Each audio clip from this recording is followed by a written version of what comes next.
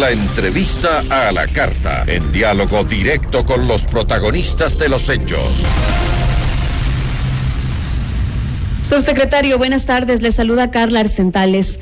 Hay 544 casos de variantes alfa, delta y gamma que ya se han identificado en varias provincias de nuestro país. Por ejemplo, en El Oro tenemos 100 casos, en Manabí tenemos 32 casos, en Guayas 14 y en Pichincha también 14 casos. Son las provincias en donde habitan estas variantes. ¿Cuántas pertenecen a cada una y cuál es la que más preocupa en estos momentos, puesto a que no todas tienen la misma transmisibilidad? Buenas tardes y bienvenido. Buenas tardes, Carla. Muchas gracias por la entrevista. Buenas tardes a todos los oyentes. Bueno, en realidad, todas estas variantes, las tres variantes, la alfa, la delta y la gamma, que han sido reconocidas en el Ecuador, son variantes de preocupación. Se han determinado precisamente que son de preocupación por la Organización Mundial de la Salud, puesto que estas variantes tienen algunas características que hacen que tengan un comportamiento un poco más agresivo, en el sentido no de severidad completamente, sino en transmisibilidad, en que pueden infectar a personas que ya fueron infectadas anteriormente. Y bueno, todas son preocupantes, ¿no? De hecho, por eso es la denominación que se les ha dado como variantes de preocupación. Entonces, estas variantes están distribuidas ya casi en todas las provincias. La variante Delta es la última que hemos encontrado en varias provincias del país.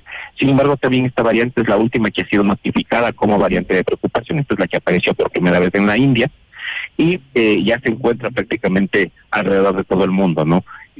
Nosotros creemos que los procesos de vigilancia que estamos realizando han permitido reconocer precisamente estas variantes para que nosotros podamos tener medidas y podamos adoptar medidas a nivel territorial para hacer la contención de estas variantes de preocupación. Entonces, todas son importantes.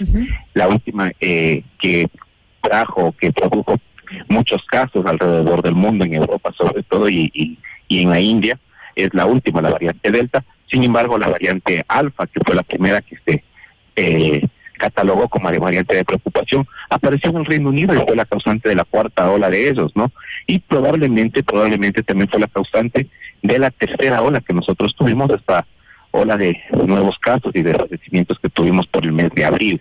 Entonces, nosotros estamos con nuestros equipos desplegados en territorio para poder hacer el control precisamente de estos casos y precisamente, subsecretario, precisamente de esto quiero que nos amplíe la información. ¿Cómo se está manejando ahora mismo el cerco epidemiológico de las personas que han sido detectadas con alguna de las variantes? ¿Y cuál es la estrategia que tiene en estos momentos el Ministerio de Salud Pública para evitar que estas se propaguen? Principalmente la variante Delta, que como usted menciona es una de las que más preocupa justamente a Europa, a países como Estados Unidos y ahora que también se encuentra presente en Ecuador.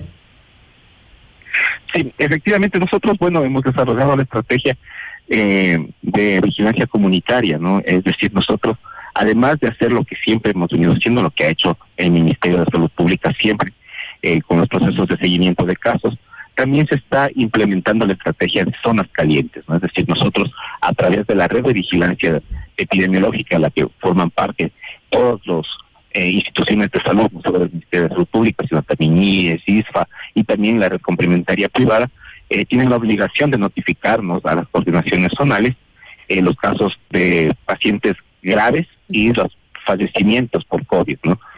Nos notifican sobre todo la procedencia de estos pacientes y a partir de esto nosotros vamos a territorio, a los lugares de procedencia, gestionamos los cercos epidemiológicos en estos lugares y también aumentamos las estrategias de testeo para reconocer si efectivamente de donde provienen estos pacientes son zonas calientes. Cuando nosotros establecemos que estas zonas tienen un gran número de casos, nosotros comenzamos con las actividades de pronta respuesta. Nosotros tenemos unos equipos que se van hacia territorio. Estos equipos lo que hacen es hacer barridos poblacionales para ver contactos asintomáticos y hacemos pruebas de antígeno. Con esto nosotros determinamos efectivamente que es un barrio caliente y además intensificamos las tareas de vacunación en estas áreas que generalmente son áreas donde existe una gran movilidad humana, donde que existen, por ejemplo, mercados. Esto es lo que ha pasado en Pichincha, por ejemplo, en Quito específicamente. Cerca de los mercados hemos encontrado una gran cantidad de contagios, y ahí intensificamos los testeos y intensificamos el bloqueo de contagios a través de la vacunación. Esto ya lo estamos haciendo desde unas cuantas semanas después de que nosotros empezamos a estar al frente del Ministerio de Salud Pública. Esto lo empezamos a hacer entre la segunda y tercera semana de junio, cuando ya habíamos hecho un diagnóstico situacional de los procesos de vigilancia epidemiológica, y desde ahí nosotros hemos podido, precisamente gracias a estas estrategias, poder determinar y poder reconocer a los pacientes que tienen estas variantes. Quiero preguntarle, ¿cuántas personas hasta el momento han fallecido por las variantes que se han detectado en nuestro país? Bueno, nosotros podemos decir que por la variante, por ejemplo, por la variante Delta, que es la que más hemos estudiado en estos últimos días, podemos decir que han fallecido 12 personas de este grupo de pacientes, de más de 170 personas identificadas. Han fallecido 12 personas, pero en su gran mayoría han sido personas que fallecen a causa de otra patología. Por ejemplo, los 5 primeros fallecimientos que determinamos que fueron en la provincia de El Oro y en Guayas, fueron precisamente por complicaciones que tenían que ver con su enfermedad crónica. Uno de estos, por ejemplo, fue una sepsis producto de una cirugía de un pie diabético. El otro fue un fallecimiento por insuficiencia renal crónica, y así no todas las muertes de estos pacientes han sido provocadas precisamente por el virus, sino más bien por las complicaciones que tienen en su patología, que ya las llevaban durante varios años. Ahora, ¿cómo actúan estas variantes en personas que ya han sido vacunadas y cómo actúan en una persona que no ha recibido ninguna dosis? Efectivamente, justo eso le iba a comentar. Mire, lo que nosotros hemos visto, y esto sí es bastante alentador, que las personas que tienen 2 dosis de vacuna o incluso personas que tienen una sola dosis de vacuna y que han sido diagnosticadas con estas variantes, pues son pacientes que están en ambulatorios, es decir, están en su hogar, tienen una sintomatología leve, y efectivamente la vacuna previene la enfermedad grave. No previene en su 100% el contagio, pero previene la enfermedad grave y obviamente la mortalidad. Además de esto, hay que decir que las personas que no han sido vacunadas, los bloqueos que presentan mayor que se puede decir compromiso de su salud, pues la vacuna no los está protegiendo, no hay anticuerpos que estén trabajando para evitar la enfermedad grave. Entonces, todo lo que nosotros hemos hecho precisamente es intensificar la vacunación. Como usted recordará, en El Oro teníamos una tasa de vacunación alrededor del 50%, pero cuando nosotros intensificamos los procesos de vacunación precisamente por los hallazgos de las variantes Delta, subió hasta más del 80% en El Oro la vacunación, y con esto pues lo que hemos logrado es que, por supuesto, la variante siga circulando por El Oro, pero que no exista un desbordamiento de los hospitales y que no exista un aumento de la mortalidad. De hecho, según los datos que también nos presentó anteriormente la señora ministra, da cuenta de que la mortalidad en exceso está disminuyendo, la mortalidad también está disminuyendo, la mortalidad general y la mortalidad por COVID, aunque todavía tenemos algunos problemas en la ocupación, sobre todo de cuidados intensivos. Sin embargo, se siguen disminuyendo las listas de espera y se siguen abriendo espacios para hospitalización. Entonces, esperemos que esto se mantenga así. Estamos algo preocupados, por supuesto, por algunos eventos que ocurrieron durante el feriado, es decir, cuando la gente salió y había muchas concentraciones y había muchas aglomeraciones. De hecho, en varias provincias del país, en las playas principalmente. Efectivamente, eso nos preocupa y estamos preparándonos para vigilando como lo hacemos normalmente, para ver si existe tal vez un aumento inusitado de casos precisamente por este aumento de la movilidad.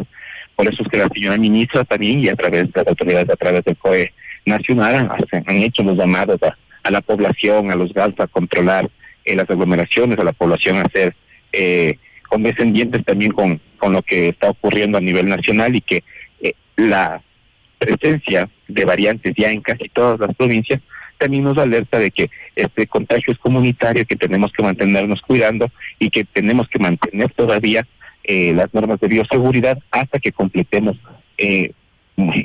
coberturas mucho más altas de vacunación. Ahora quería preguntarle a propósito de la vacunación. Hablamos de que se suspendió la aplicación de la segunda dosis de la vacuna Sinovac. ¿El retraso de esta vacuna afecta su efectividad, tomando en cuenta que este fin de semana van a llegar ya las dosis? Pero hay muchas personas que se encuentran preocupadas por el retraso porque no les pusieron dentro del lapso que se establece. No afecta la efectividad de la vacuna. De hecho, existen estudios que dicen que si se puede prorrogar algunos días esta vacuna va a seguir siendo igual o más efectiva. Y esto es lo que ha pasado, por ejemplo, con AstraZeneca, que empezó teniendo una fecha de aplicación de su segunda dosis de 28 días, luego la aumentaron a 75 y luego estamos en 84, ¿no? Uh-huh. Entonces, esto es lo que van diciendo la evidencia científica. Hay evidencia científica suficiente ahora mismo y las fichas técnicas de las vacunas, por ejemplo, Pfizer dice que se puede poner tranquilamente hasta los 46 días y también lo propio con Sinovac, ¿no?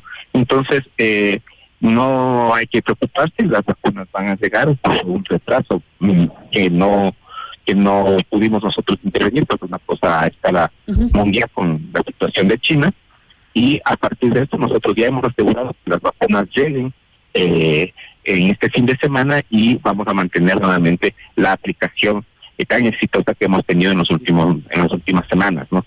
Entonces no hay que preocuparse, las vacunas aseguran que se puede evitar la enfermedad grave y la muerte.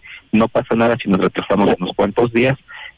Las segundas dosis están aseguradas, tenemos todos y las vacunas necesarias para las segundas dosis. Sin embargo, hubo un pequeño retraso producto de unas situaciones adversas que nosotros no podemos controlar.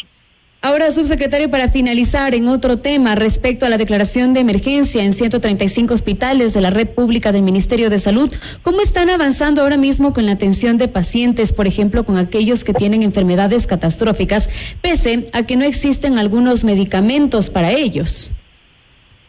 Bueno, efectivamente yo no soy la persona indicada para poder hablar de este tema. Sin embargo, sé todos los esfuerzos que está haciendo el viceministro del sistema de salud y también la parte de provisión de hospitales, ¿no? Precisamente esta llamada a la emergencia lo que va a hacer es agilizar los procesos de compra y agilizar todos los mecanismos para que puedan reabastecerse los hospitales y poder dar atención oportuna.